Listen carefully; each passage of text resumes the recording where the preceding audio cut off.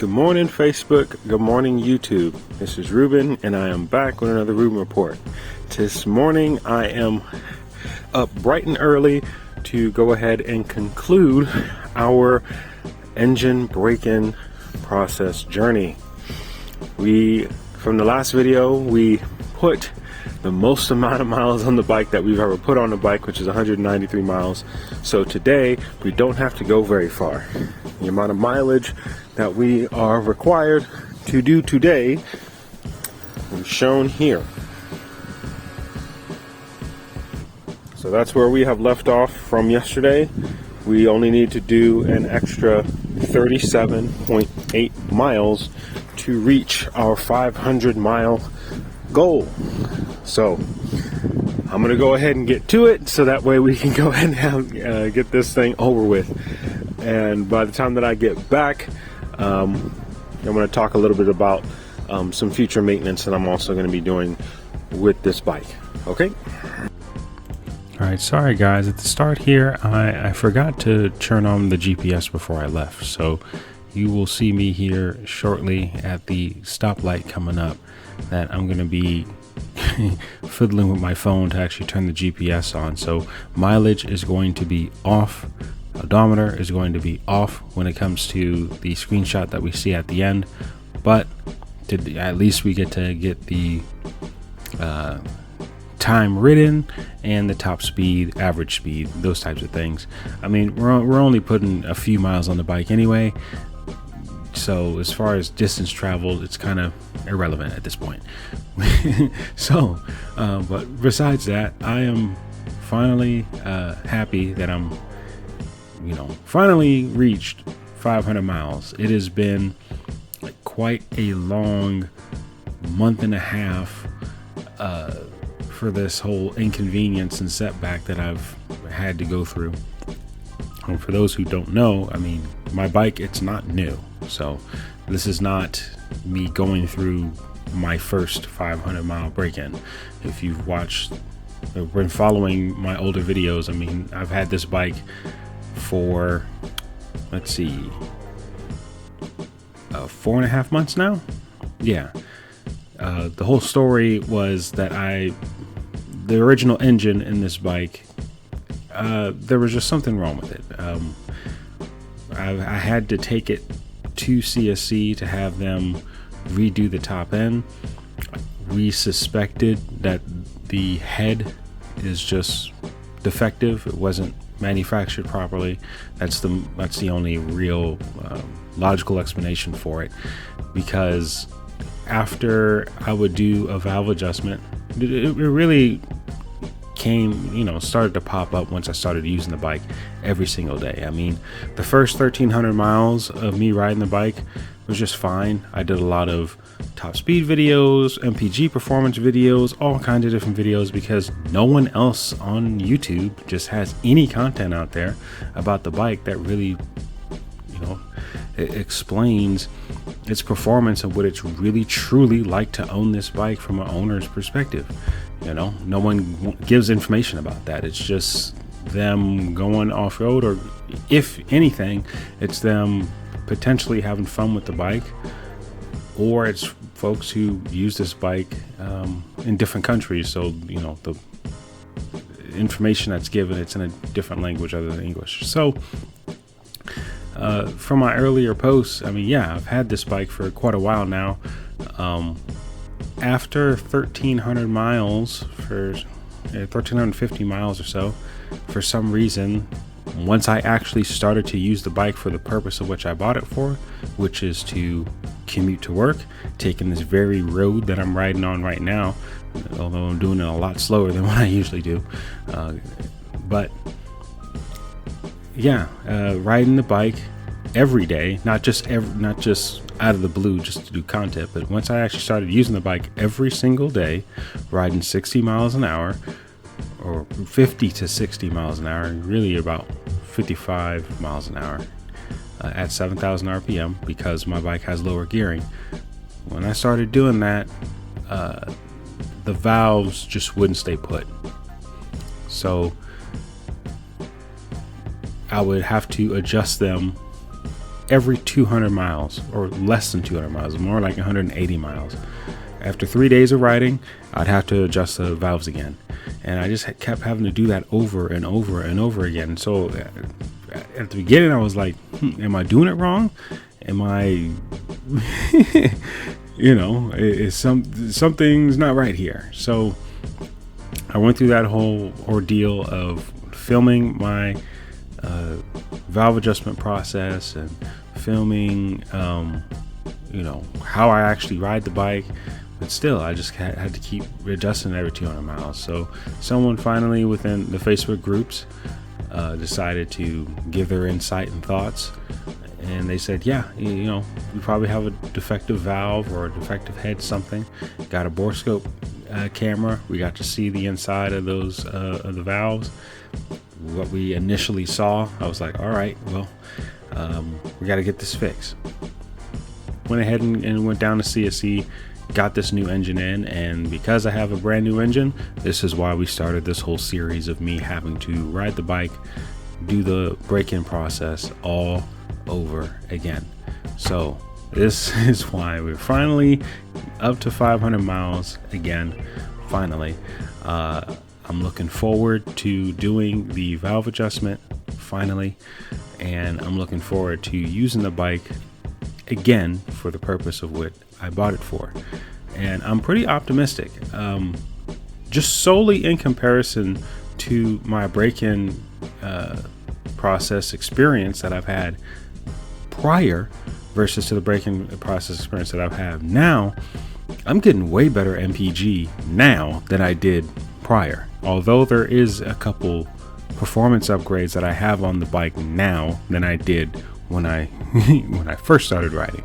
A lot of those posts of me when I first started riding the bike, they're not on YouTube. I actually am a part of 2 Facebook groups. If you are watching this video and you're not in those Facebook groups, I'll probably leave a link in the description. But a lot of my earlier posts are in that Facebook group. And I really decided to put the valve adjustment video up on YouTube, mainly because, well, 2 things. Facebook only allows you to upload certain length of videos as far as content is concerned, and then 2, I really wanted to reach a wider audience, which I believe that I did with my very first valve adjustment video. And with it being my very first valve adjustment video, obviously mistakes were made. But this new upcoming valve adjustment video that I'm going to be doing, this will be my 7th time doing it. There's a lot of things that I've learned along the way, and also from visiting CSC and being able to work side by side with basically the best RX3 mechanic on US soil. There's some knowledge that he's dropped on me, and some things that I've gleaned from him. So this upcoming valve adjustment video I have confidence that it's gonna be a pure, like a real tutorial that I can put out for you guys.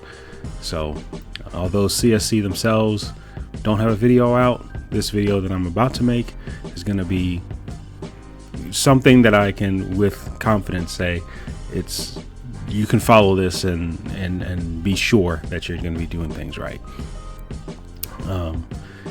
And there's also going to be a safe way of doing things as well. So look forward to doing that. Also look forward to using the bike, and very looking forward to seeing the results. Again, I'm very optimistic that the bike will perform now, because the way that the performance that I've been getting for this break-in process versus the old one, I mean, I'm getting over 10 mpg better than before. I'm constantly getting 66, 67, 68 mpg versus the old 55, 54, 53.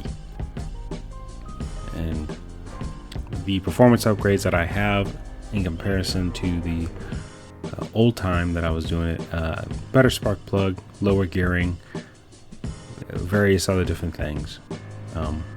But yeah, riding is the same, RPMs are the same. So I'm very curious to see how this new engine is going to perform on my actual daily commute.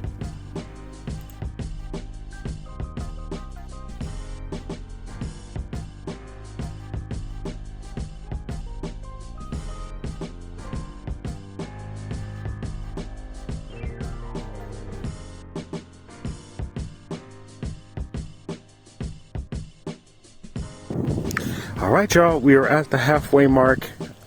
We are at 481.1. This is just going to be my one and only stop. I just wanted to make sure that I swap camera batteries. We make sure that we get all the footage. I do have my GPS app running, although if you guys have seen it within the footage, I turned it on late. I forgot to put it on before I left. So pretty much with the GPS app today, I mean, we really don't need it to track mileage. We just need it to track my top speed. So that'll still be going on. Yeah, let's just knock out the rest of these, 19 or 18.9 miles. All right, see y'all soon.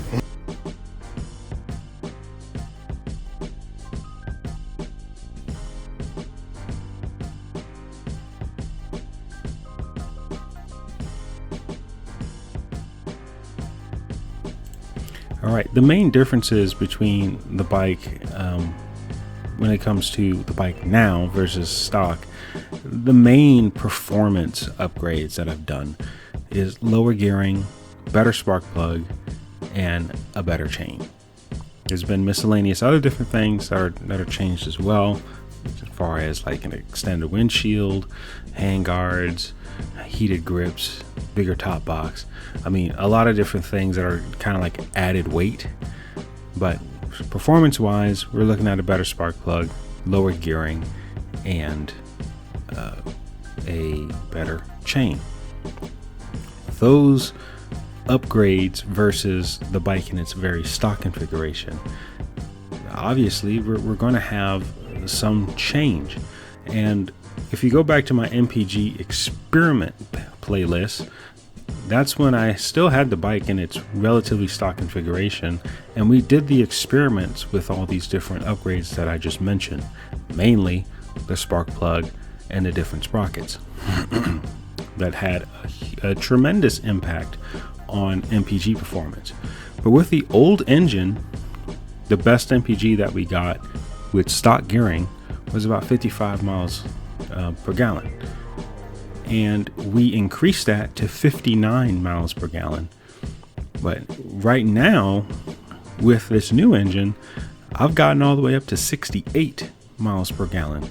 So I'm kind of, it's curious. I'm just really curious and very skeptical about the old engine. Like, was it just bad all along?